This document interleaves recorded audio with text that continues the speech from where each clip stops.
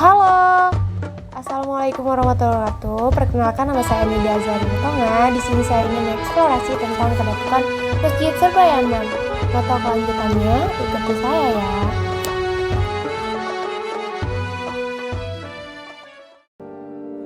Hai teman-teman, tahukah kalian tentang sejarah Masjid Badiuzaman? Masjid Badiuzaman yang terletak di kawasan Medan Sunggal, Kota Medan, Sumatera Utara, merupakan salah satu masjid tertua di Sumatera Utara. Pembangunan masjid ini tergolong unik karena perekat bangunan menggunakan putih telur sebagai pengganti semen. Masjid Badiuzaman berdiri sejak tahun 1885 atau 1306 Hijriah. Masjid ini didirikan oleh salah seorang Raja Sunggal bernama Datuk Badiuzaman Surbakti yang berdiri hingga sampai saat ini. Masjid yang terletak di kawasan Jalan Asam Kumbang, Kecamatan Medan Sunggal. Masjid ini mempunyai banyak sejarah perjuangan saat Indonesia dijajah oleh kolonial Belanda.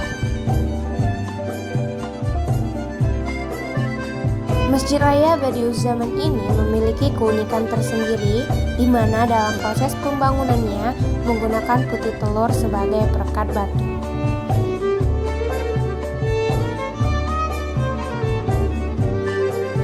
Nah, menurut warga setempat, bentuk makam yang berada di depan Masjid Badiuzaman itu merupakan bentuk ornamen atau prasasti yang dibuat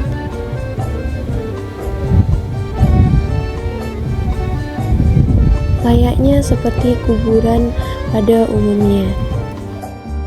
Namun, pada dasarnya, makam Badiuzaman tidak dimakamkan di tempat tersebut, melainkan dimakamkan di Cianjur, Jawa Barat.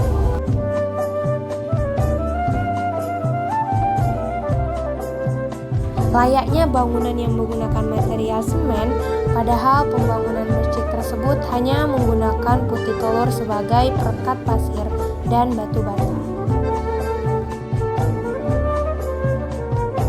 Di samping kiri dan depan masjid ini terdapat sejumlah makam keluarga Datuk Badiuzaman dan warga sekitar.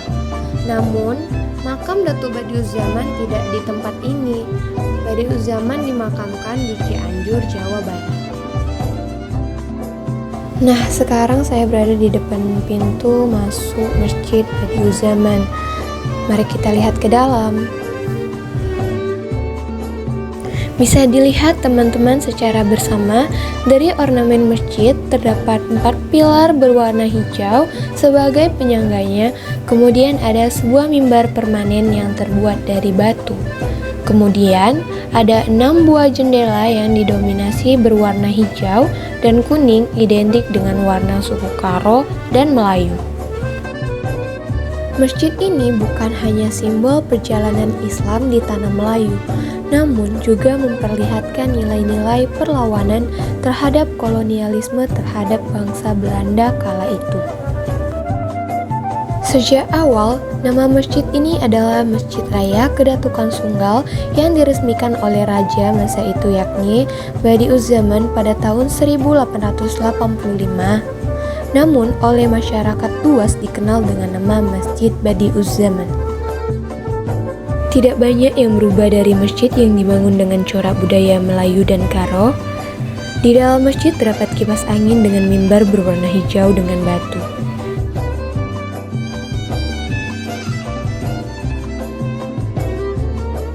Selain menjalankan ibadah sholat 5 waktu, pihak pengelolaan masjid pun sering melakukan kegiatan siraman rohani atau pengajian.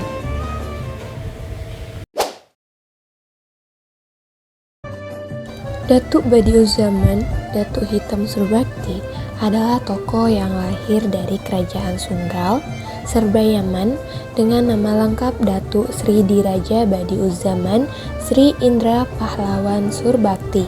Beliau lahir di Sunggal, Kecamatan Medan Sunggal pada tahun 1845. Ia merupakan seorang putra dari hasil perkawinan antara Raja Sunggal pada masa itu yakni Datu Abdullah Ahmad Sri Indra Pahlawan Surbakti dengan seorang perempuan yang bernama Tengku Kemala Inasun Bahorok. Ketika beliau menginjak usia yang cukup matang untuk berkeluarga, maka beliau memperistri seorang perempuan yang bernama Ajang Olong Besar Hamparan Perak. Dan dari hasil perkawinan tersebut, beliau mendapat keturunan 5 orang anak laki-laki dan 2 orang anak perempuan, antara lain yaitu Datuk Muhammad Mahir Surbakti, Datuk Muhammad Lazim Surbakti, Datuk Muhammad Darus Surbakti, Datuk Alang Muhammad Bahar Surbakti, Datuk Muhammad Alif, Amah Olong Boru Surbakti, dan Ajangah Haji Surbakti. Semasa hidupnya, Datuk Badiuzzaman Surbakti merupakan seorang yang rasa keingintahuannya sangat besar. Ia belajar kepada siapa saja dan kemana saja demi menempuh ilmu yang dia ingin pelajari.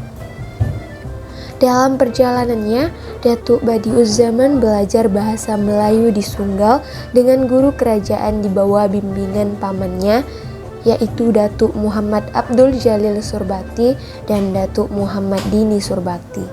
Dalam perjalanannya, Datuk Badiuzzaman belajar bahasa Melayu di Sunggal dengan guru kerajaan di bawah bimbingan pamannya. Ia menguasai bahasa Arab dan ilmu tauhid serta hukum syariat Islam.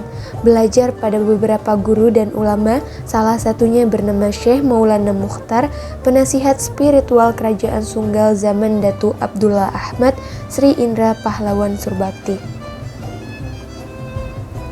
Selain itu, Datuk Badiuzzaman Surbakti dalam kehidupan sehari-harinya juga dikenal dengan seseorang yang berjiwa besar dan rela berkorban dan memberi teladan kepada masyarakatnya, di antaranya seperti menjunjung tinggi nilai-nilai kemanusiaan seperti keadilan, keselamatan, dan kesejahteraan rakyat Sunggal.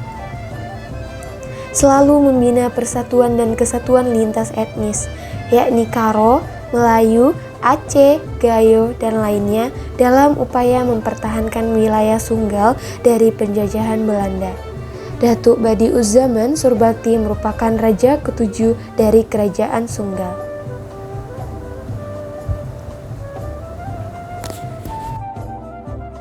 Pada tahun 1895, Belanda mengundang Datuk Badiuzzaman Surbakti untuk berunding dengan Gubernur Jenderal Karel Herman Art van der Wijk di Batavia. Tanpa curiga, undangan tersebut dipenuhi bersama adiknya, Datuk Alang Muhammad Bahar, di bertolak ke Batavia. Setibanya di Batavia, bukan perundingan yang mereka terima, namun penghinaan. Gubernur Jenderal mengatakan akan memaafkan segala kesalahan Datuk Badiuzzaman jika bersujud di kakinya. Namun Datuk Badiuzzaman Surbakti menolak mentah-mentah. Ia pun berkata, "Biar mati sekalipun, saya tidak akan pernah jongkok minta ampun di depan orang-orang Belanda." Akibat penolakan itu, hukuman dijatuhkan. Datuk Badiuzzaman dan Datuk Alang dihukum, dibuang seumur hidup masing-masing ke Cianjur dan Banyumas. Datuk Sri Diraja Badiuzzaman Sri Indra Pahlawan Surbakti atau Datuk Badiuzzaman Surbakti layak dinobatkan sebagai pahlawan nasional mengingat jasa-jasanya selama puluhan tahun melawan penjajahan Belanda.